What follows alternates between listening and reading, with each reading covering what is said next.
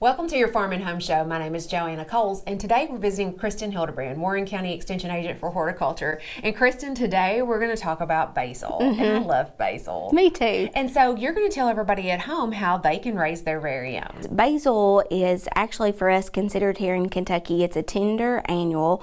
So, even though that this month is National Gardening Month, you want to wait to make sure that you plant this after the fear of frost has passed. So generally for us here in Central Kentucky, we're talking about Mother's Day weekend. That's a really good weekend to kind of get it established. So, for us in Kentucky, usually you want the soil temps about 60 degrees. It really starts to take off and grow when it gets above 70, and 80 is really where it likes it. So you can start it for Central Kentucky about May 10th. Usually Western Kentucky is a little bit early, like May 1st, and then Eastern Kentucky is a little bit later, May 15th. So you just want to make sure whenever you're establishing this in your garden that you kind of go to that frost-free date. Is it hard to establish from seed? No, it's actually not. So if you wanted to do that, you can actually start it. You would take those same dates and back it up about 4 to 6 weeks, and you can start it, in like with grow lights from seed. You can certainly do it after those dates if you want to transplant it, specifically by seeds, but sometimes people like to get it established and started so then they can start using it. So it's completely up to you. But speaking of basil has a lot of variety of cultivars that you can select from. A lot of times sweet basils are the ones that we kind of gravitate towards. So Genovese basil is one that's real common, and it actually has a lot larger leaves. But if you're interested in making like pesto, it's really good for making that. A lot of times people want to do that in bulk, so that way that they can freeze it and store it for later on. But there's other varieties out there too, Joanna, that are really good.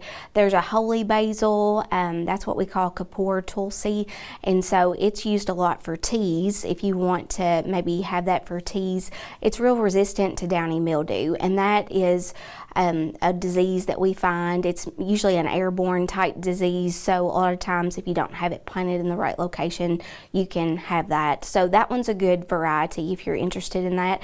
Then there's some other citrusy type basils. There's lemon basil, there's also lime basil, if you can find it. A lot of times those have that tangy or citrus flavor that it offers. There's also purple ruffles. It just gives a purple color if you're interested in adding that to your pizza or pastas.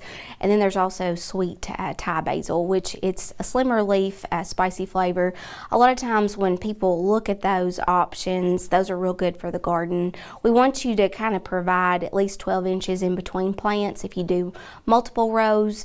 Also with containers, some people may be interested in growing some basil in containers, and there's a couple of different compact ones that are perfect for that growth of the container. It's Green Globe and Spicy Globe. They're just a little bit different, but still can give you a lot of flavor that way.